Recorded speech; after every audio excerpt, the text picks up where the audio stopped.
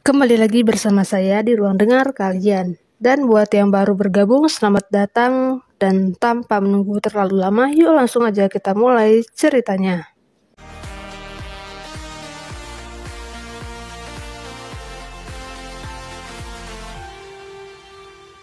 Di awal cerita kita diperlihatkan dengan Han Gitak yang mengunjungi rumah Daehae setelah mendapat informasi tentang keberadaan adiknya.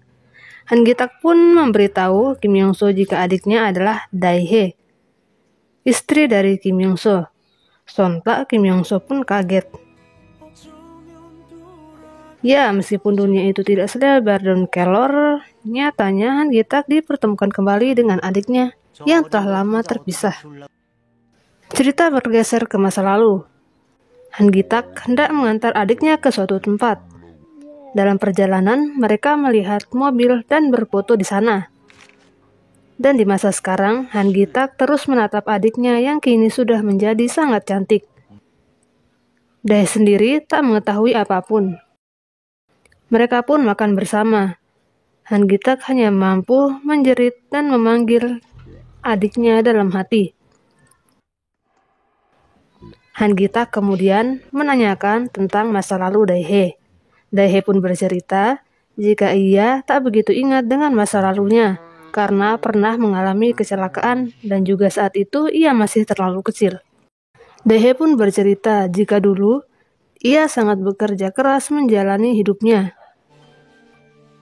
Sementara itu, Kim Yong-so pergi menemui Jung Ji-hoon di rumahnya. Kim Yong-so juga melihat foto-foto yang sebelumnya dilihat oleh Han Gitak. Jung Ji-hoon bercerita jika ia pernah berjanji dengan Daehae untuk menemukan keluarganya. Dan ketika mereka berdua putus, Jung Ji-hoon tetap melakukan pencarian demi menjaga janjinya. Kim Yong-so pun menyesali dirinya sendiri yang tak tahu apa-apa. Pada malam kematian Kim Yong-so, Jung Ji-hoon menemui Daehae di restoran Han Gitak untuk memberitahu jika kakaknya sudah ditemukan. Namun, Jung Ji-hoon tak sempat memberitahu karena malam itu Han Gitak pun meninggal.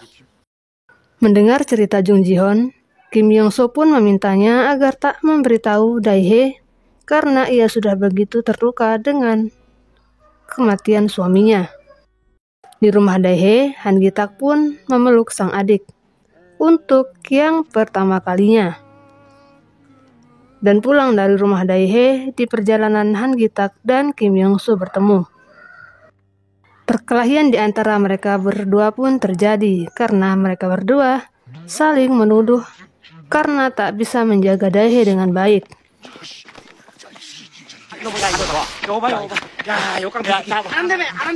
Ketika Kim Yong-so hendak meninju Han Gitak, Sung Jae datang menghentikan, sehingga perkelahian pun berakhir. Sampai di rumahnya, Han Gitak pun kaget melihat rumah yang begitu berantakan.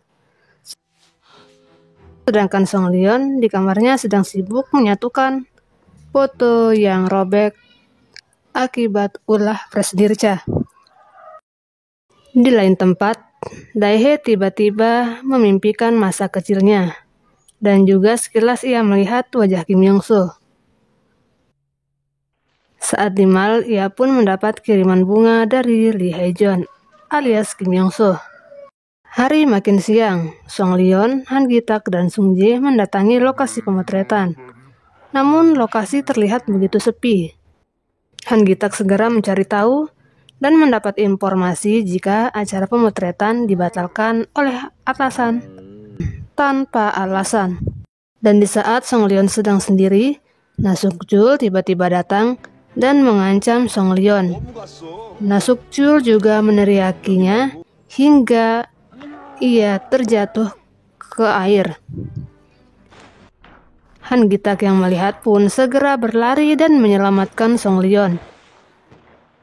Na Suk-jul kemudian meminta Sung Jae untuk menghubunginya jika Han Gitak sudah keluar dari air. Informasi tentang jatuhnya Song Leon pun terdengar sampai Presdirca. 요트 선착장에서 사고로 송년 씨가 물에 여매니저가 부인했답니다. Han Gitak kemudian menemui makam ibunya. Setelah itu, Song Leon menelpon dan memutuskan untuk tanda tangan kontrak dengan Lee Hae-jeon, alias Kim Yong-so. 진심으로 환영합니다. Setelah tanda tangan, Song Leon pun memecat Han Gi-tak sebagai manajernya. Meskipun kaget, Han Gi-tak tetap menerima. Kita beralih ke adegan berikutnya. Hana terlihat begitu murung, dan Kim Yong-so mencoba menghibur.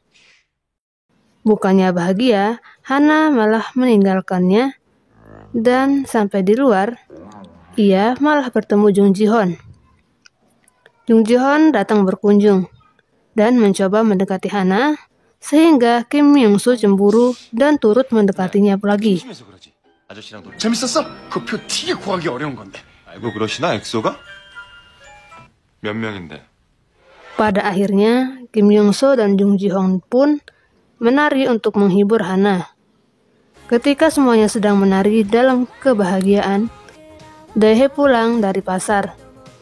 Ia pun kaget melihat Jung Ji-hoon ada di sana.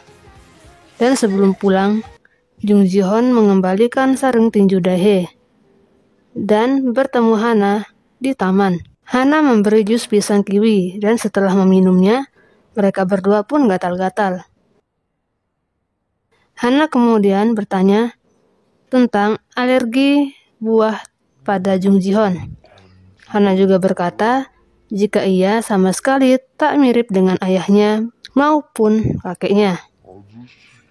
Hana mengungkapkan jika ia tak ingin mirip dengan Jung Ji-hoon. Malam hari, Han Gi-tak dan dua rekannya minum bersama. Tak lupa Han Gi-tak mengatakan akan mengembalikan kembali kafe miliknya dengan cara yang jujur. Di tempat lain, Presdirca teringat dengan kata-kata Song Leon yang merasa tersiksa karena meletakkan Nasukcul di sekitarnya. Presdirca pun langsung menghubungi Nasukcul. Ia sangat marah karena ternyata Nasukcul lah orang yang selama ini mendekati Song Leon untuk mengambil keuntungan. 내 여자를 놈봐. Adegan kembali berpindah. Sebelum tidur, Hana meragukan dirinya yang tak mirip dengan sang ayah maupun sang kakek. Setelah sang ibu pergi, Hana bangun dan melihat mainan roda putarnya. Menjelang pagi, Dae-hye menemukan surat dari Hana yang pergi untuk menemui ayahnya. Dae-hye menjadi panik dan menghubungi teman-teman Hana, namun tak ada yang tahu keberadaannya. Kim Yong-so pun dihubungi, dan tak sengaja Dae-hye melihat kotak di bawah foto mendiang suaminya. Kotak itu pun dibuka. Sementara itu, Kim Yong-so melaju dengan mobilnya mencari keberadaan Hana, dan cerita pun bersambung. Kita sedikit beralih ke Lee Hae-jeon yang asli. Terlihat ia dan pilotnya menemukan kaleng yang berisi bubuk susu, dan saat memakannya, ingatan sang pilot pun kembali. Ia mengingat jika susu tersebut akan diberikan untuk anaknya. Ia kemudian merebutnya kembali dari Lee Hae-jeon dan membawanya lari. Terima kasih sudah menyaksikan sampai akhir, dan sampai bertemu lagi di bagian berikutnya.